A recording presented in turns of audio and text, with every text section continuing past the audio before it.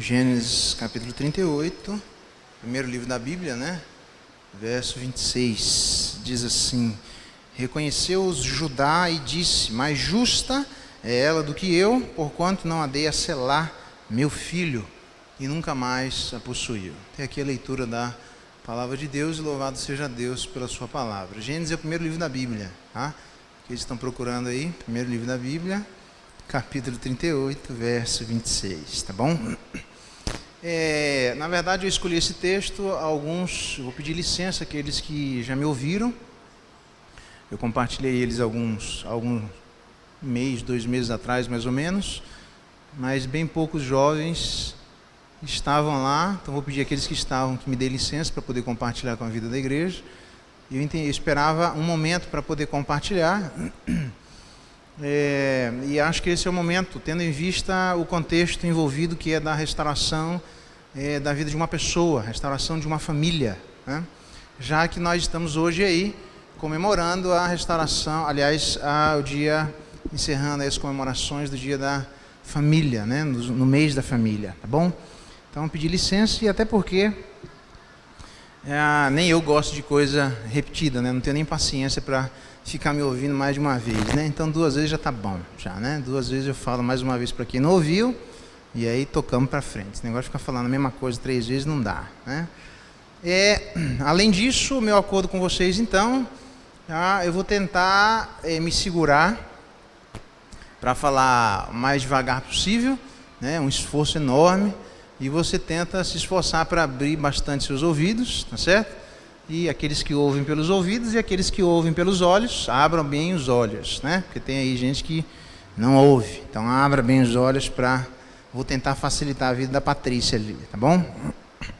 Nós nos lembramos de, talvez eu já tenha dito isso, mas não precisamente com a data, no dia 16 de março de 2004, no jornal Hoje, aquele jornal do meio-dia, onde uma das reportagens passava falando do estigma que receberam os presos quando receberam uma ligação da Universidade de Brasília para serem restauradores de livros. E um deles, no momento que estava restaurando o livro, ele foi acometido de um pensamento que foi expresso da seguinte forma: se um livro velho, inerte, que não reage, pode ser restaurado, eu também posso. É verdade.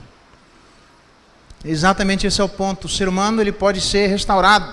E, na verdade, eu quero me utilizar da história de Judá, porque ele é um exemplo de alguém transformado por Deus. E é sobre isso que eu queria conversar com vocês. E, aliás, a grande pergunta que fica é: o que é que faz? Como é que a gente sabe que alguém foi restaurado? Nós vamos nos lembrar do Brasil colônia. Ainda no Brasil, nós estamos tentando passar dessa fase, com muito esforço, né? Ainda estamos no meio do caminho ainda, já avançamos bastante, mas tem muita atitude que ainda é do Brasil colônia, né? E, para você ter uma ideia, na época as pessoas pegavam ali máscaras de ferro e colocavam sobre a vida dos outros para que eles pudessem comer menos e beber menos. Onde eles entendiam que através de uma atitude externa, eles conseguiriam transformar a alma da vida daquelas pessoas em uma alma mais dócil. Hoje não é muito diferente, né? Onde as pessoas imaginam que através de atitudes externas nós conseguimos docilizar a vida do ser humano, quando nós entendemos que, me parece que não é bem assim. E a Escritura exatamente mostra o contrário, que a transformação da vida de alguém precisa começar onde o problema começa, e o problema não começa de fora para dentro, mas ele começa exatamente de dentro para fora, quando diz Jesus Cristo que o que contamina é aquilo que vem de dentro e não aquilo que vem de fora. Portanto, nós não temos alcance necessariamente as coisas do coração, nem mesmo o nosso, que dirá dos outros. Então nós podemos aí passar um verniz, uma maquiagem, tentando melhorar a vida das pessoas, mas profundamente só Deus pode executar esse tipo de transformação. E a grande pergunta é: como é que nós sabemos que alguém foi transformado? Essa história, ela parece ser uma história estranha, porque ela interrompe a narração da vida de José do Egito. Capítulo 37, nós temos aí a narração da venda de José do Egito, né? E a notícia ao pai de José de que ele havia sido devorado.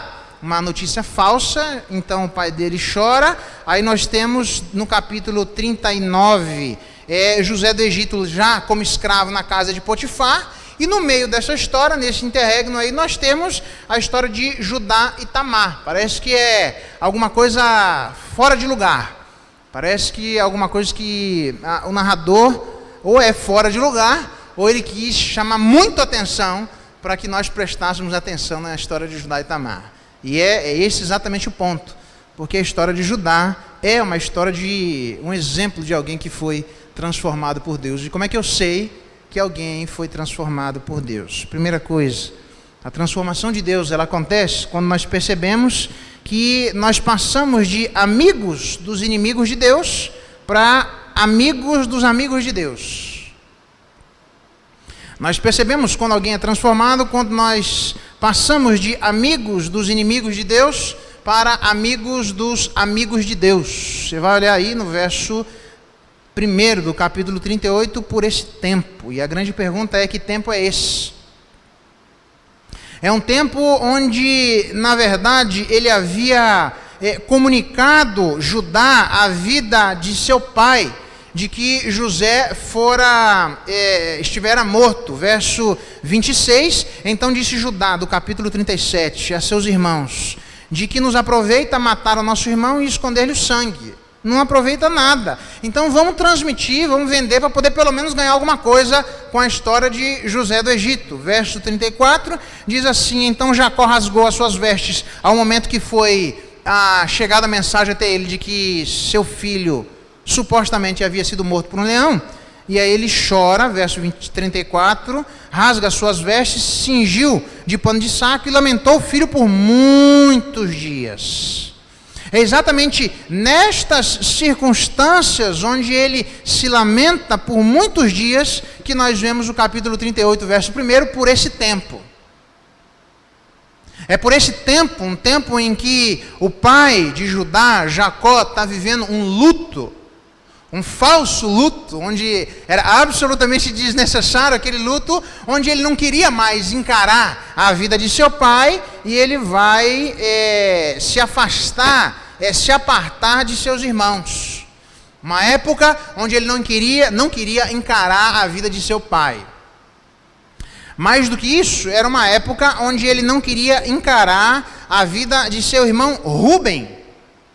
Rúben nunca foi a favor de que José do Egito fosse vendido. Capítulo 37, verso 19. E dizia um ao outro: vem lá o tal sonhador. Vinde, pois, agora, matemo-lo e lancemo-lo numa destas cisternas, e diremos: um animal selvagem o comeu, e vejamos em que darão seus sonhos.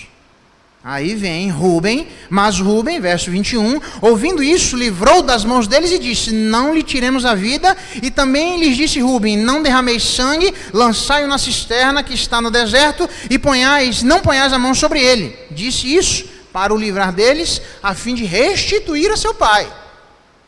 Então sempre foi desejo da vida de Rúben que José do Egito passasse aquele medo inicial, mas passado o susto, passado aquele trote da vida de seus irmãos em relação a José do Egito, Rúben esperava pegar José e devolver a vida de seu pai.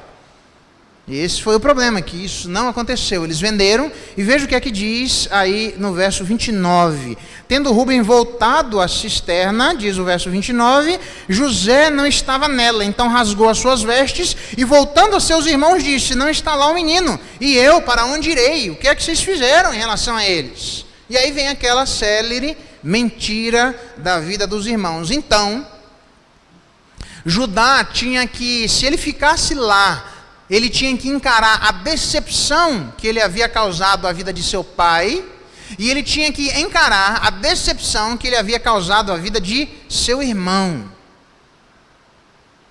E é disso que começa o capítulo 38, verso 1, quando ele diz: nesse tempo onde Judá tem uma história cercada e envolvida de mentiras, de destino total incerto a respeito de outra pessoa, de uma tentativa de assassinato, de formação de quadrilha, das piores coisas cercando o coração de Judá.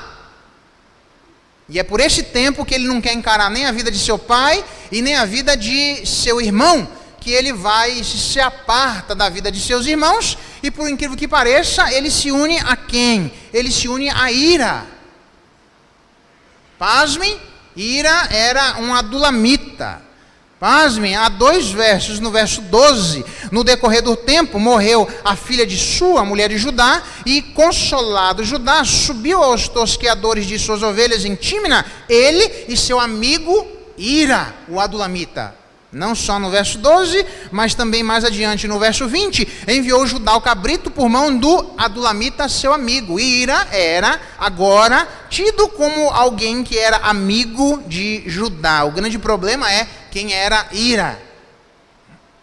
Você vai se lembrar que os filhos de Noé são 3, Sem, Cão e Jafé. Nossa, como é que traduz isso, né? Não sei não. Sem, Cão e Jafé, ela que resolve ali para traduzir. Mas Cão é pai de Canaã, Gênesis capítulo 9. Uma geração amaldiçoada por Noé, dada a atitude de Cão diante da embriaguez de seu pai. Lembra disso?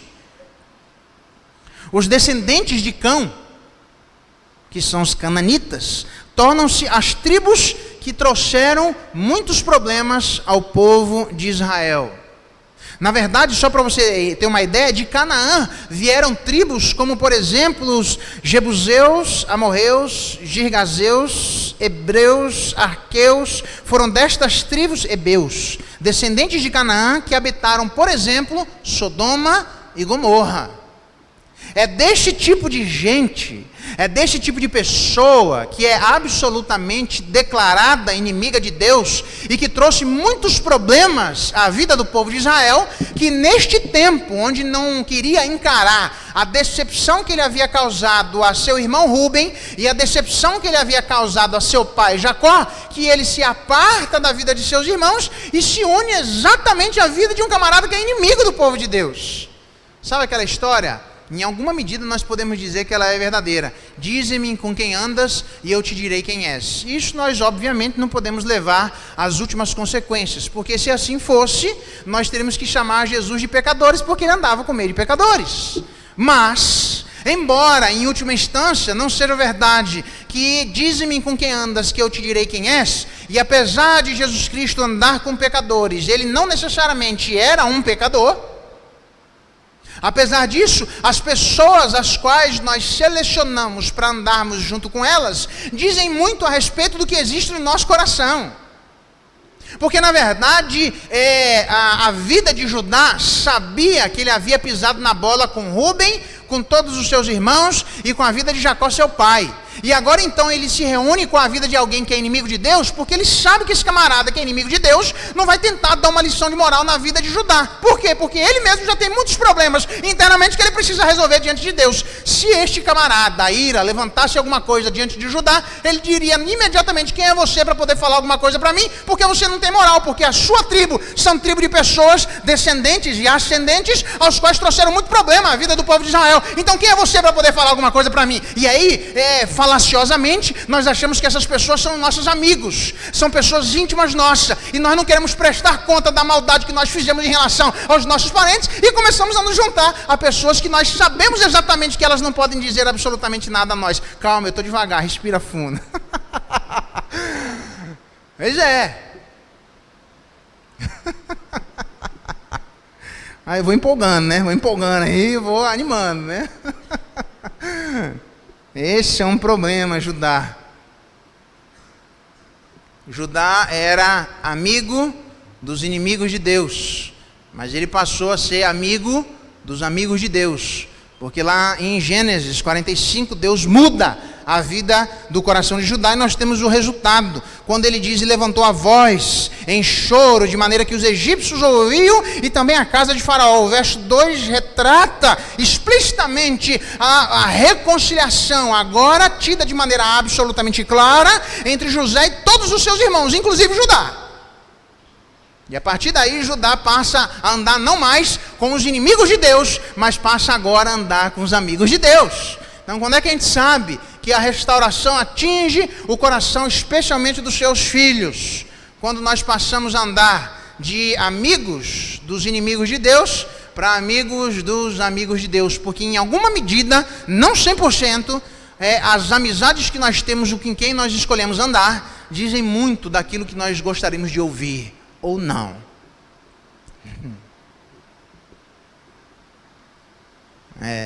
Sabe aquela história que você já não quer falar com teu pai, você vai, mãe, assim, assado. Você já falou com teu pai? Ele está muito ocupado, fala aí, mãe. Você já sabe o que você vai ouvir. Você já viu aquela história? Pai, você pode me ajudar? Você já falou com sua mãe? Ela está muito ocupada, você já sabe o que você vai ouvir. Quer vir para a igreja? Você pode ter certeza que o pastor é o último a ser consultado sobre qualquer coisa. Ele só é comunicado quando o estrago está feito. Porque as pessoas nem vêm perguntar no início de muitas das suas questões, onde o malefício seria evitado em muitas das nossas decisões que nós tomamos na vida, mas como nós sabemos de antemão mais ou menos qual é a postura que determinado cidadão tem, nós nem sequer vamos até a presença dele para perguntar absolutamente nada, porque em última instância nós escolhemos os nossos conselheiros, como diz Paulo, aqueles que falam segundo as coceiras de nossos ouvidos, que não querem ouvir a verdade, segundo as fábulas e os desejos e a cobiça do nosso próprio coração. Então nós nos cercamos de pessoas que vão falar exatamente aquilo que nós gostaríamos de ouvir. É isso que Judá faz. Mas graças a Deus que Judá foi restaurado.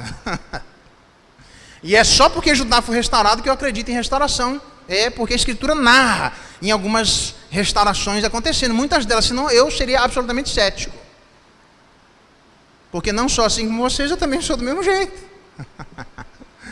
Nosso coração vai se cercando de pessoas que vão falar aquilo que nós gostaríamos que elas falassem. Quando na verdade nós deveríamos andar junto com o povo de Deus. Se tivéssemos alguma dúvida, perguntássemos àquelas pessoas que têm demonstrações de maturidade. O que é que vocês pensam sobre esse assunto? E imediatamente a gente fala, posso falar a verdade? Você quer ouvir mesmo a verdade? A pergunta que eu tenho para dizer a vocês nessa noite é com quem vocês andam. Ou a pergunta é com quem nós andamos. Porque em alguma medida, as nossas amizades dizem dos intentos do nosso coração. Mas graças a Deus que Judá foi um homem absolutamente transformado, porque ele passou de amigos dos inimigos de Deus para amigo dos amigos de Deus. Mas mais do que isso, ele passou alguém de indiferente a intercessor. Capítulo 38, vai dizer agora, é impressionante, o que é que o narrador, não é o que o narrador diz, mas o que o narrador não diz. Verso 7, Judá tem 3 filhos, 2 deles são ímpios, vai mostrar a perversidade do coração dos 2.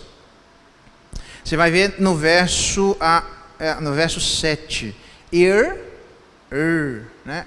Quando você fizer você lembra de filho de Judá. Né? Isso, Judá. O cara quando fala está falando de Judá provavelmente, né?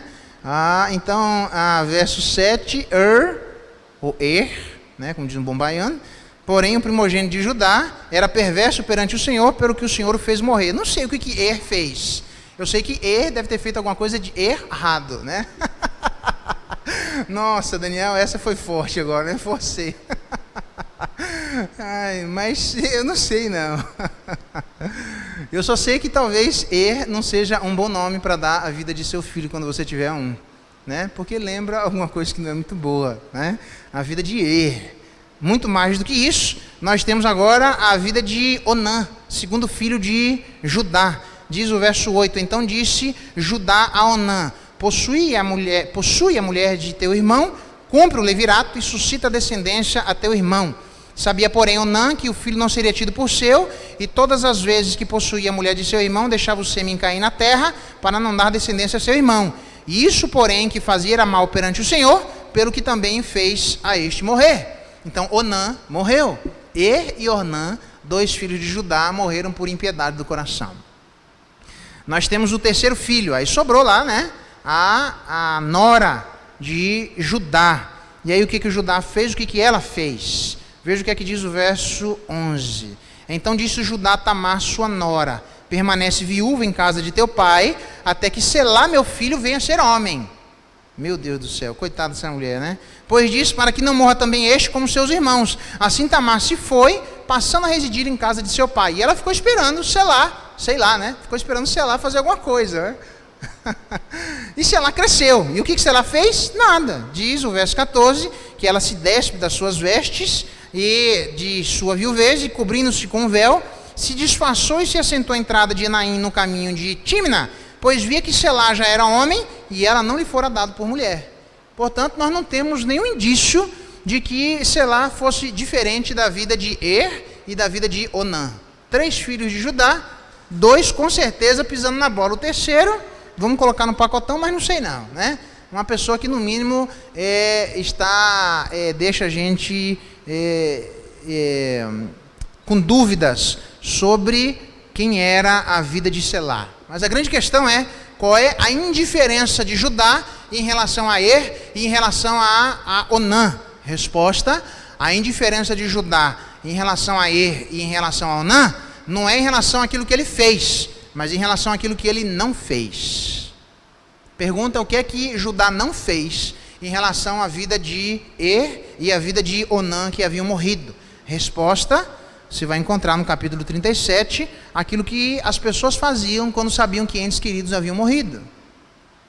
Verso 33, ele a reconheceu e disse: é a túnica do meu filho, um animal selvagem o terá comido, e certamente José foi despedaçado. Então Jacó, que era pai de Judá, rasgou as suas vestes e se cingiu na frente de Judá de pano de saco e lamentou o filho por muitos dias. E levantaram-se todos os filhos e todas as filhas para o consolarem. Imagina o rebuliço na família de Judá, e ele, porém, recusou ser consolado e disse: chorando descerei a meu filho até a sepultura. E de fato chorou seu pai. O que é que acontece quando entes queridos nossos morrem? Nós choramos, nós sentimos, nós entramos em luto, o nosso coração fica despedaçado. E muitas pessoas não conseguem se alimentar direito, muitas pessoas não conseguem tomar banho, muitas pessoas não conseguem realizar a sua própria asepsia, muitas pessoas não conseguem voltar ao trabalho. Elas ficam por determinado momento chocadas diante da morte de um ente querido. Pois é, morreram 2 filhos da vida de Judá,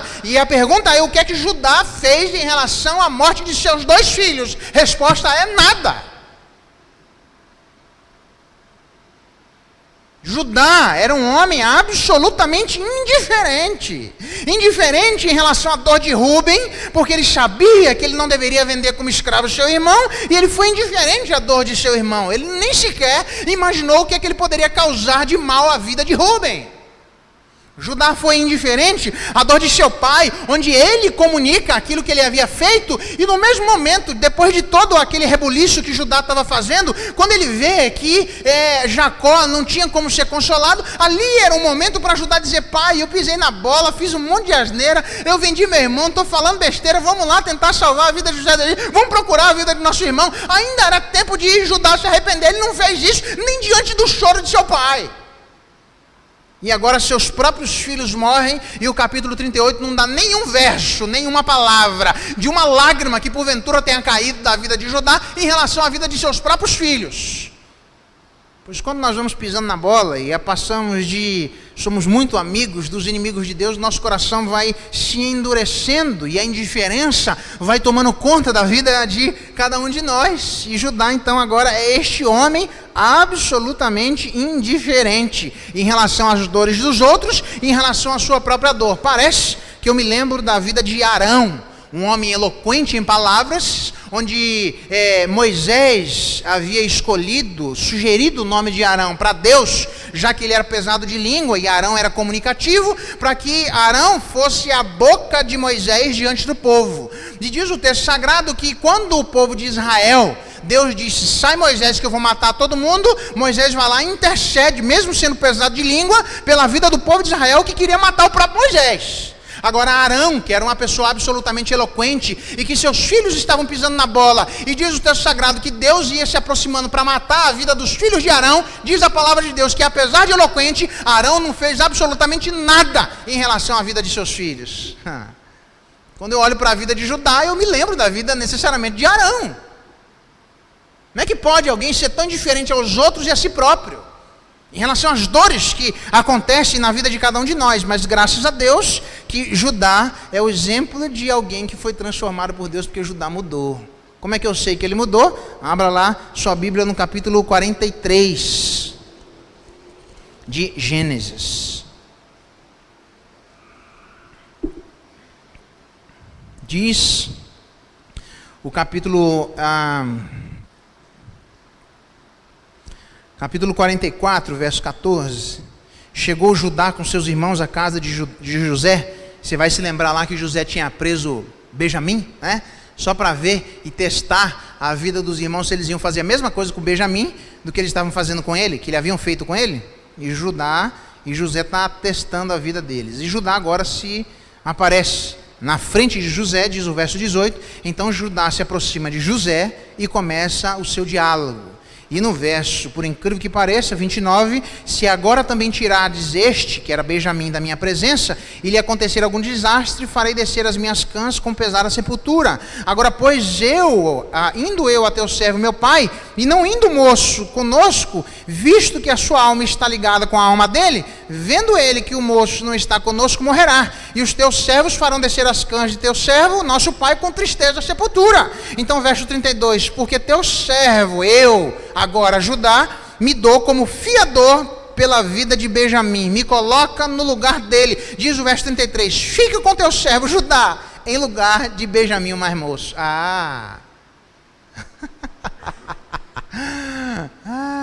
Capítulo 44, verso 33. Judá vendeu José do Egito, mas agora Judá se coloca em lugar de Benjamim, para que mais uma tristeza ele mesmo não colocasse sobre a vida de seu pai. Judá mudou. E mudou mais ainda. Diz o capítulo 43, verso 34. Então lhes apresentou as porções que estavam diante dele. Preste atenção. A porção de Benjamim era 5 vezes mais do que a de qualquer deles. E eles beberam e se regalaram com ele. Lembra? Qual que era a crítica de Judá em relação a José do Egito? Era que José tinha alguma coisa que eles não tinham. Exatamente. Agora José, de propósito, coloca sobre a vida do mais moço, que é Benjamim, uma porção de comida 5 vezes maior. Então, Benjamim, sem ter feito nada para merecer isso, do mesmo jeito que José, recebe um tratamento diferenciado e privilegiado. E mesmo sabendo que Benjamim recebeu um tratamento diferenciado e privilegiado, ainda assim Judá se coloca diante de José, sem saber que era José, e diz assim, pode me colocar no lugar de Benjamim, porque eu vou ser fiador dele. Porque eu fiz isso uma vez na minha vida, mas eu mudei. Porque as pessoas mudam. E de indiferente, agora Judá passa a ser uma pessoa solidária, intercessora, fiadora da vida de seu irmão mais novo. Graças a Deus que Judá foi alguém não só que passou de amigo dos inimigos de Deus para amigo dos amigos de Deus, mas foi alguém também que passou de indiferente a um intercessor. Alguém que não estava nem aí pelo seu irmão, agora intercede pela vida de outro seu irmão. Você entende onde é que isso vai chegar na vida de cada um de nós? A resposta é muito simples. As pessoas mudam, irmãos. O pecado de Judá foi terrível. Vários pecados da vida de Judá. Mas Deus foi transformando o coração dele. Deus foi mudando o coração dele. E Judá agora começa a ser uma pessoa mais sensível em relação à dor de seu pai, em relação à dor de seus irmãos, em relação ao mal que aquelas atitudes iam causando.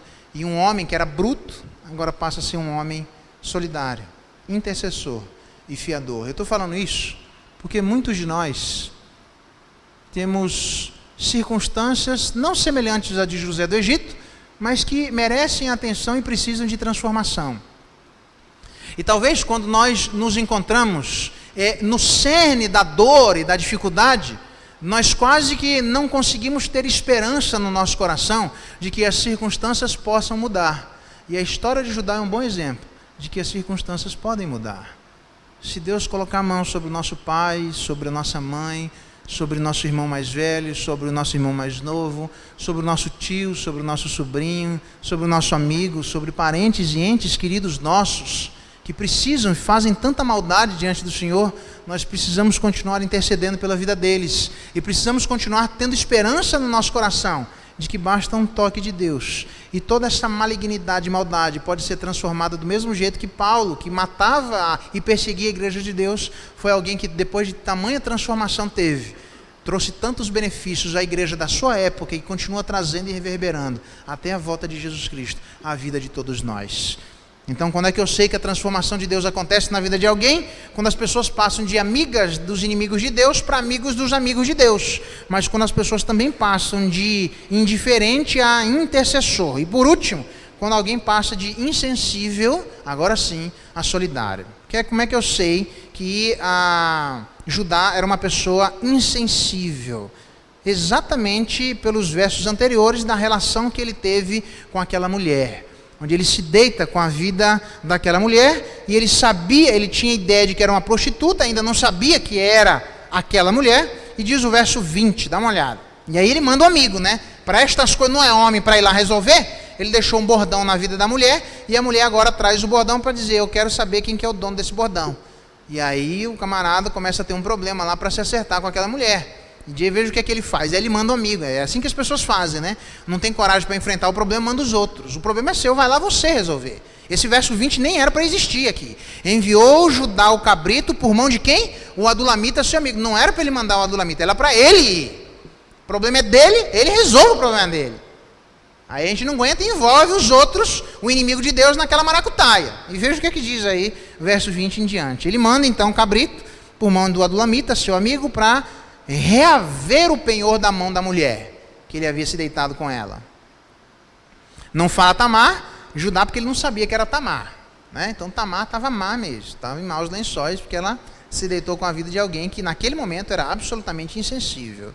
Por que essa insensibilidade? Você vai ver. Ele não encontra. Verso 21, então perguntou aos homens daquele lugar, onde está a prostituta cultual que se achava junto ao caminho de Enaim?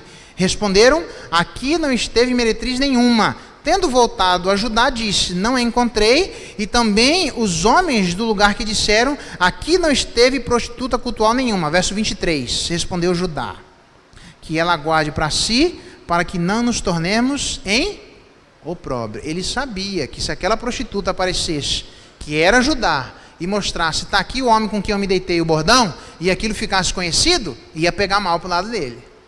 Ele sabia disso.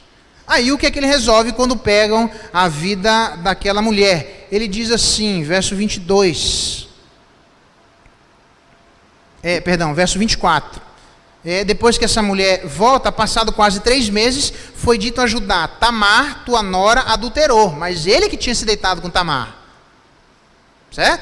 E ele não sabia que aquela mulher que havia cobrado lá era Tamar. Ele achava que era uma prostituta. Aí veja o que é que ele diz que deveria ser feito com Tamar.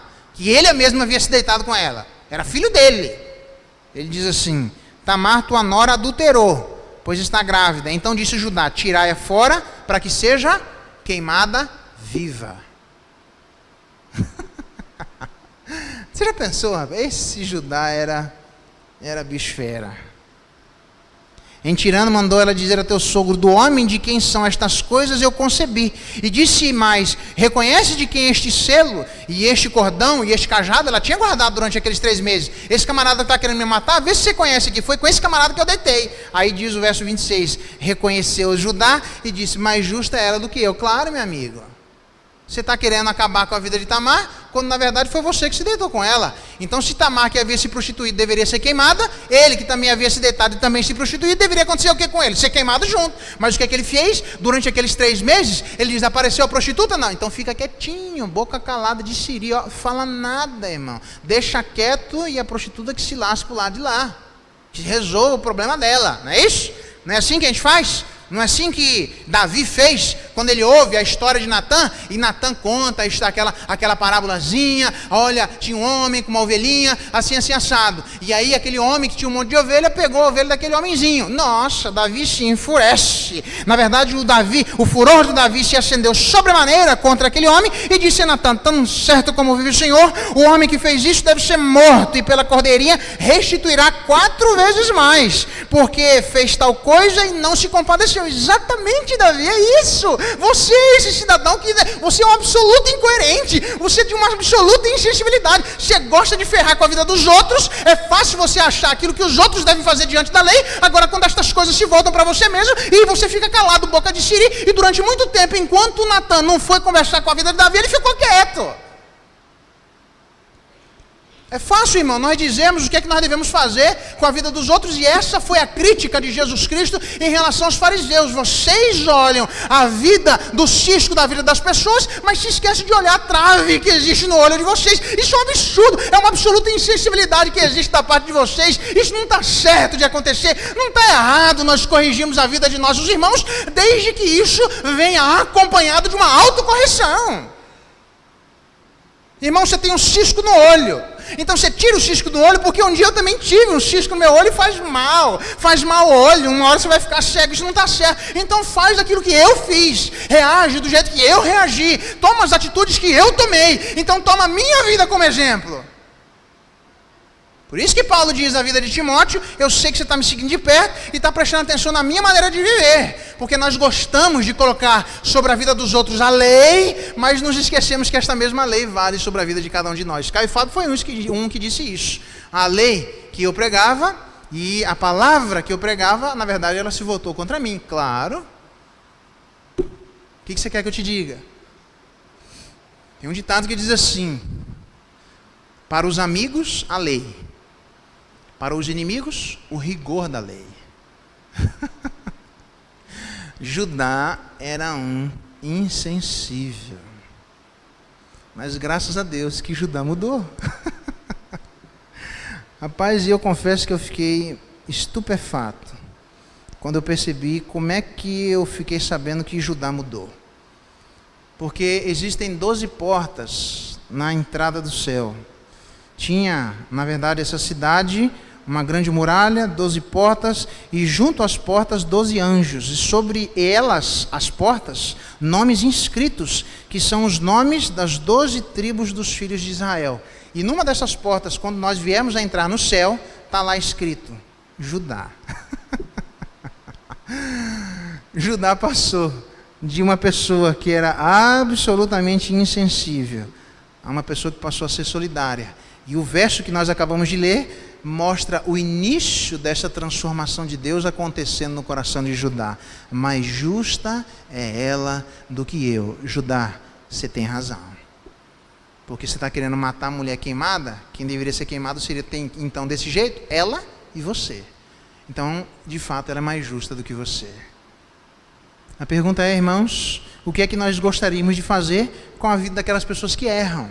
Isso é uma boa medida. Aí, tem um ditado que diz: o mesmo juiz que absolve é o mesmo que peca. Cuidado com isso. Isso é um ditado que existe no meio da advocacia. Pessoal advogado aí, vocês vão conhecer essas histórias. Se andarem na área criminal. O mesmo juiz que absolve, isso não é regra, tá? Mas em muitas circunstâncias esse ditado existe. O mesmo juiz que absolve é o mesmo que peca. Então é fácil a gente querer... e a gente resolve facinho. Você já viu que a gente tem 3 leis para educar como uma criança deve se comportar na igreja? Dos filhos dos outros, porque o nosso negócio é um problema. A gente, para educar o filho dos outros, a gente tem lei rapidinho, a gente 10 passos do que você deve fazer para o seu filho não encher a paciência da vida da igreja quando estiver na igreja. Você já teve filho? Eu falei, não, então primeiro traga o seu filho na igreja, aí nós vamos ver se esses passos servem para você primeiro. Porque para educar o filho dos outros, rapaz, a gente tem receita rapidinho. Para resolver o problema dos outros, todos nós temos receita. É impressionante como a gente tem dificuldade de aplicar as mesmas receitas na vida de cada um de nós. A história de Judá, eu quero concluir dizendo que foi alguém que passou de amigo dos inimigos de Deus para amigo dos amigos de Deus. Alguém que passou de indiferente a intercessor, fiador da vida de seu irmão mais novo. Alguém que passou de insensível, absolutamente insensível, a solidário. Amigo dos inimigos de Deus, indiferente e insensível. Eram os pecados da vida de Judá. Deus mudou a vida dele. Ele passou a ser amigo dos amigos de Deus, fiador e, quem sabe, solidário. Como é que eu posso concluir isso? Quem sabe, como é que eu sei que você mudou ou eu mudei? Tem uma pergunta no Antigo Testamento onde Deus faz a Caim. Ele diz assim, onde está Abel, teu irmão? Ele respondeu, não sei. Acaso sou eu tutor do meu irmão? A resposta que Deus gostaria de ouvir é, você é tutor de seu irmão, sim. Judá demorou tempo para aprender isso, mas graças a Deus que ele aprendeu. Nós somos tutores uns dos outros, irmão. Nós vimos isso hoje de manhã. Enquanto nós não fomos capazes de nos colocarmos diante de Deus e dizer, o que é que aconteceu com o irmão da igreja? Sei lá, por acaso eu sou agora guardador dele? Eu que tenho que responder pela vida dele? Eu não dou conta nem da minha, tenho que responder pela dos outros? Tem. Opa, você não sabia disso? Você achou que era só o pastor que tinha que responder pela vida dos outros? Todos nós respondemos pela vida de todos nós. Então, quando é que eu sei que eu e você estamos passando positivamente por um período de transformação?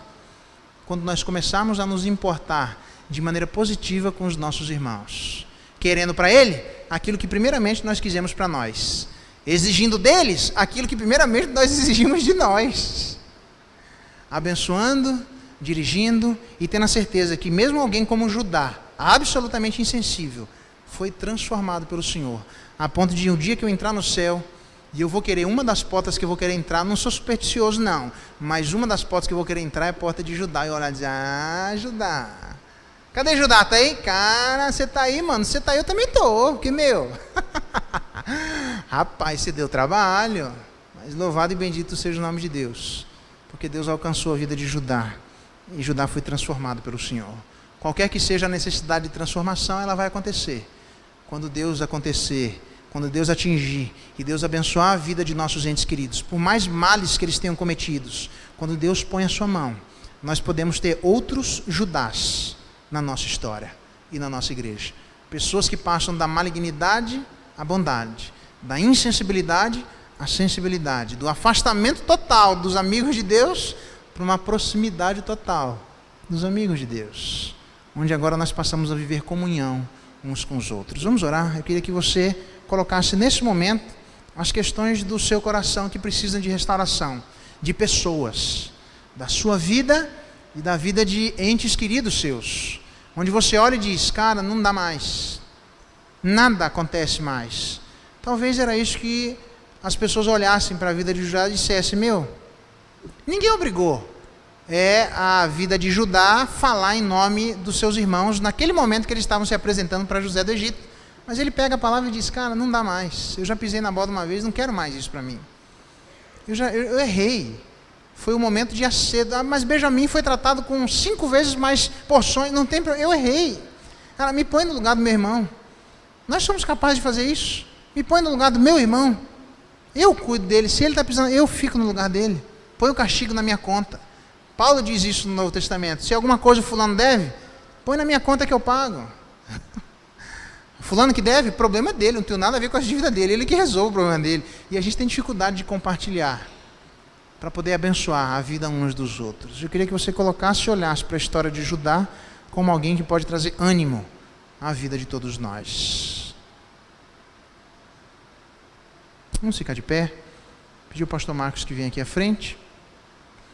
Vou orar e depois ele vai encerrar esse momento de culto diante de Deus, para que todos nós saiamos daqui na certeza de que Judá é um exemplo de alguém que foi transformado pelo Senhor. Mas outros Judás podem existir nessa igreja. E louvado seja Deus, se Deus transformar a vida de cada um de nós. Pai, em nome de Jesus, obrigado pela tua palavra, que olha para a vida, olhamos para a vida de Judá e alguém que de fato era amigo dos inimigos, mas com o tempo ele passou a ser amigo dos amigos do Senhor. Às vezes as amizades que escolhemos demonstram aquilo que nós queremos. Nos dê graça, Pai, em nome de Jesus, para que as amizades que tenhamos e desfrutemos reflitam nossa proximidade com o Senhor. Dê graça também a Deus para entendermos que de indiferentes possamos ser fiadores, possamos bancar a vida de nossos irmãos quando isso nos disser respeito, quando tivermos em condição de fazer isso. E abençoa Deus para que a insensibilidade que porventura exista no nosso coração possa ser absolutamente transformada em solidariedade. Onde possamos agora ser solidários uns com os outros, entendendo que nós somos tutores uns dos outros. Olha para a vida dessa igreja e se existem pessoas ainda com necessidade de restauração, que o Senhor coloque ânimo dobrado nessa noite a vida de todos nós, à medida que olhamos para a história de Judá. Pois se ele foi transformado, muitos outros ainda também poderão ser. Nos dá esse ânimo dobrado e a nossa oração agradecidos em nome de Jesus. Amém. Que a graça do nosso Senhor Jesus, o amor de Deus, o nosso eterno Pai, a comunhão e a consolação do Espírito Santo de Deus repouse sobre todos nós, povo de Deus aqui presente, bem como sobre todo o povo de Deus espalhado pela face da terra, hoje e para todo sempre. Amém.